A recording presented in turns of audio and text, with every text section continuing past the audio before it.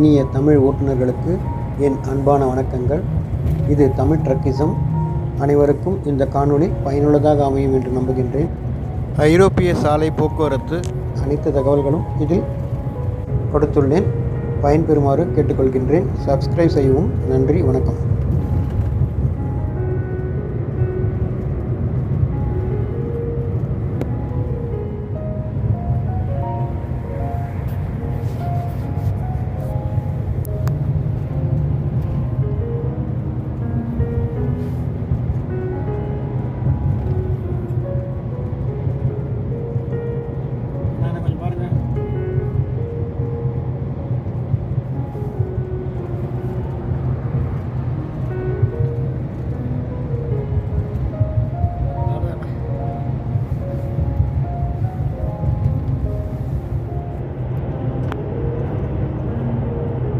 Road கிடையாது, இது மேலே.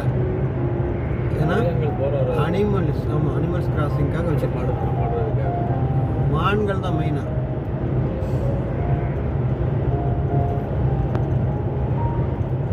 ஊர் வந்தால் தப்பிச்சு ஓகே ஓகே கண்ட்ரோல் ஆன் பண்ணி வச்சிருக்கேன். அடுத்து சிஸ்டம், அதாவது நம்ம வெயிட் எவ்வளோ வச்சுருக்கோம் அப்படிங்கிறதுக்கு அதாவது டிஃபிகேஷன் வச்சுருக்கோம். ஒரு டன் கூட இருந்தாலும் வண்டியோட பேமெண்ட் எவ்வளோ வெயிட் இருக்குன்னு சொல்லிட்டு கொடுத்துருக்கு. ஆமாம், அது கீழே இங்கேயே கொடுத்தாங்க. அவங்க ரைட்டில் வந்து ரைட்டில் போகணும், ட்ரக்கு வந்து ரைட்டில் போகணும்னு சொல்லிட்டு மஞ்சள் குறியிட்டு காமிக்கணும்.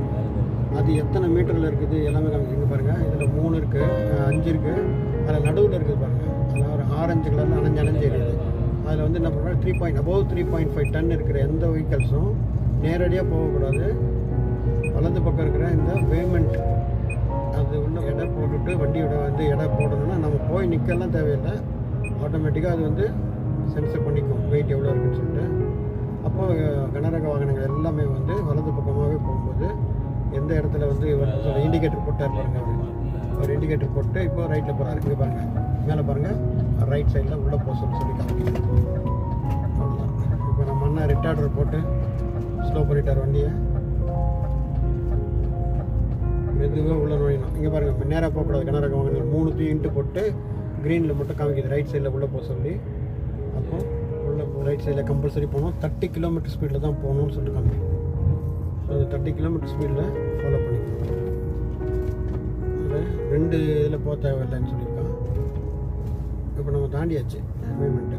தாண்டினோடனே இப்போ நமக்கு வந்து க்ரீன் காமிச்சிருச்சு. நம்ம இதில் போகிறோம்.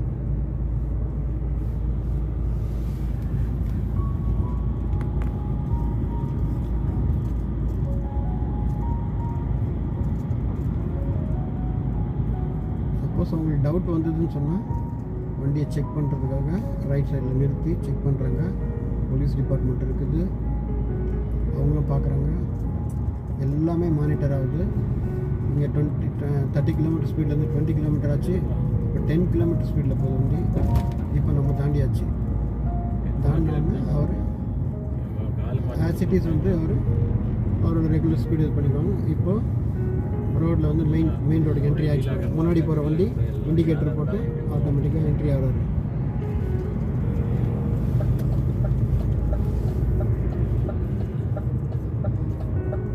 கண்டினியூஸ் லைன் தாண்டிட்டு டாட்டட் லைன் வரும்பொழுது ப்ரோக்கன் லைன் அல்லது டாட்டட் லைன் சொல்கிறோம். டாட்டட் லைன் வந்த உடனே லெஃப்டில் வந்து மெயின் ட்ராக்குக்கு என்ட்ரி ஆகிடும். என்ட்ரி ஆகிட்டு அதுலேயும் வந்து இந்த 3rd ட்ராக்கில் கூட்ஸ் ட்ராக்னு சொல்லுவோம், அதில் ஃபாலோ பண்ணுவோம். பாருங்கள், ஸ்பீட் லிமிட்டேஷன் முடிஞ்சிருச்சுன்னு சொல்லிட்டு மேலே எலக்ட்ரானிக் இதிலே வந்து காமிக்கிற பாருங்க. Speed limitation end. இப்போ நம்ம as it is 80 to 90 kilometre ஸ்பீடில் வரைக்கும் வண்டி ஓட்டலாம்.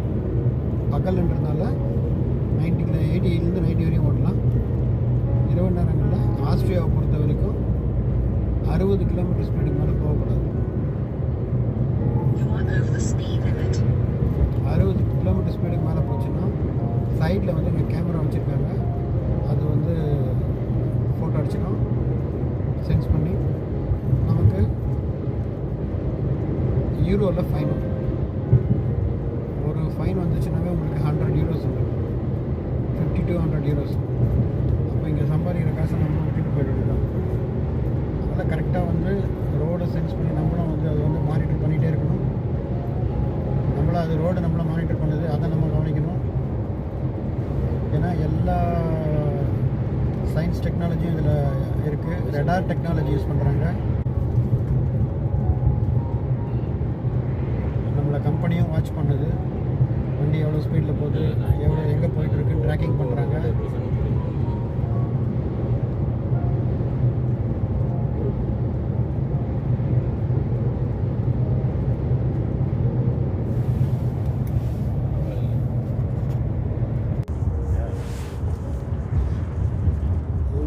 வந்து 60 கிலோமீட்டர் ஸ்பீடு இருக்குது. இங்கே 40 கிலோமீட்டர் ஸ்பீடு காமிச்சிருக்காங்க.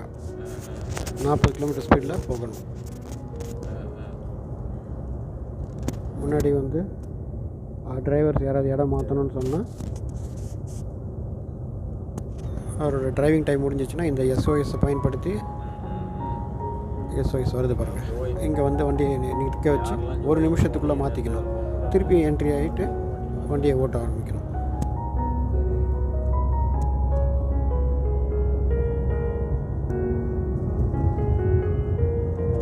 ஓவர்டேக்கிங் பொறுத்த வரைக்கும் நாம் இப்போ வண்டி வந்து 85 கிலோமீட்டர் ஸ்பீடில் போய்ட்டுருக்கு. இவர் வந்து ஒரு 90 கிலோமீட்டர் ஸ்பீடில் போகிறாரு. அந்த 90 கிலோமீட்டர் ஸ்பீடு வந்து 1 நிமிஷத்துக்குள்ளே 91 வந்து 1 நிமிஷத்துக்குள்ளே தாண்டிச்சுன்னா அவருடைய டேக்கோ வயலேஷன் ஆகிடும். அதனால் நம்ம கொஞ்சம் ஸ்லோ பண்ணோன்னா அவர் வந்து என்ட்ரி ஆகிடுவார். அவருக்கும் நல்லது, நமக்கும் நல்லது. இதை விட்டு கொடுத்து ஓட்டுறது வந்து நம்ம இந்த யூரோப்பில் பார்க்கலாம்.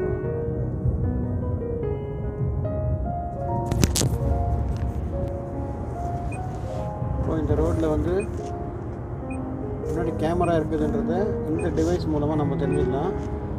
அது வந்து நம்மளுக்கு பிளிங்க் பண்ணி காமிக்கும். அப்போ நம்ம அலர்ட் ஆகிடலாம். இப்போ கேமரா தாண்டியாட்டோன்னா அந்த சவுண்ட் வந்து கட் ஆகிடும். இருந்தாலும் அடுத்த 1.5-2 கிலோமீட்டர் வரைக்கும் நம்ம வந்து கொஞ்சம் பாதுகாப்பாக தான் போகணும். இல்லைன்னா அது ஃபைன் அடிச்சிடும். இது டிரைவர் அலர்ட் பண்ணுறதுக்காக நமக்கு வச்சுருக்கிறது. அதுதான் டோலோட இதுவும் பணமும் கட் பண்ணுற அந்த மிஷின், டோல் டிவைஸு.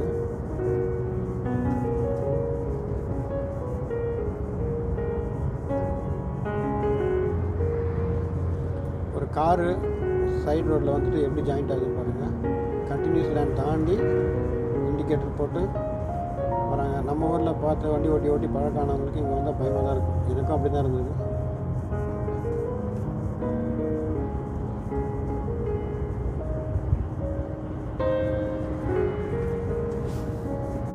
இங்கே டோல்கேட்லாம் கிடையாது. ஆட்டோமேட்டிக்காக சவுண்ட் வர மாட்டாங்க.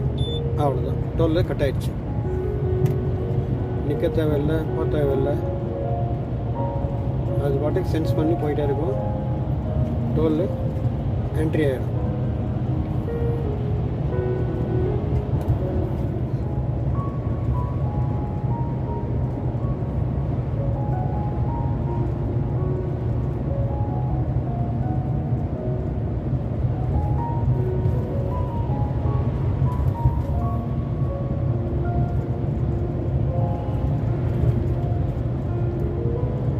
இந்த 3 ட்ராக் இருக்குது. 3 ட்ராக்கில் வந்து நாம் எப்பயுமே வந்து கனரக வாகனங்கள் ரைட் சைடில் இந்த 3rd ட்ராக்கில் மட்டும்தான் போகணும்.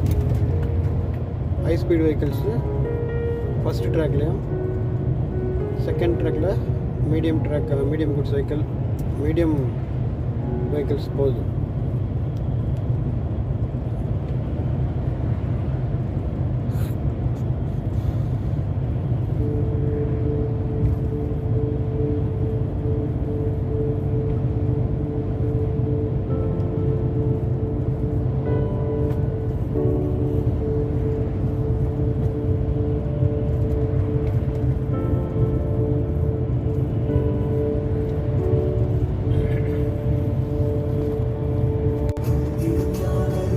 எத்தனை டைரெக்ஷன்ஸ் கொடுத்துருக்காங்க பாருங்கள். 80 கிலோமீட்டர் ஸ்பீடு, ரோடு ஒர்க் நடக்குது.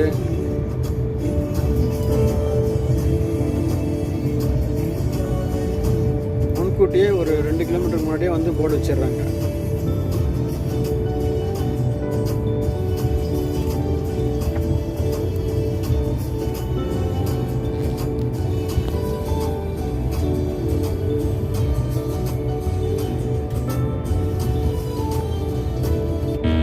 ஹேண்ட் கிட்டிங் எப்படி மிஸ் ஆகுதுன்றது சவுண்ட் வச்சு கண்டுபிடிக்கலாம்.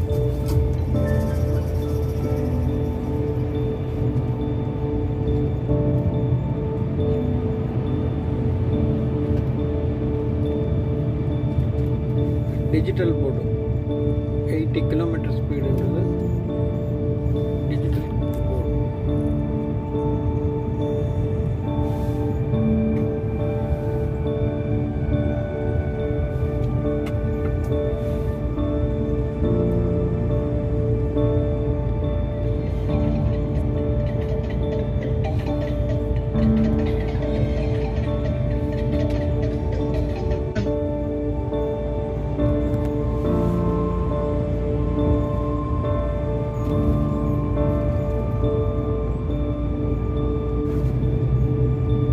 நண்பர்களே, எமது அடுத்த காணொளியில் ஜிபிஎஸ் எவ்வாறு வேலை செய்கிறது, டோல்கேட் மற்றும் கண்ட்ரி என்ட்ரி எவ்வாறு நடைபெறுகிறது என்பதை தெளிவாக அடுத்த காணொளியில் காணலாம்.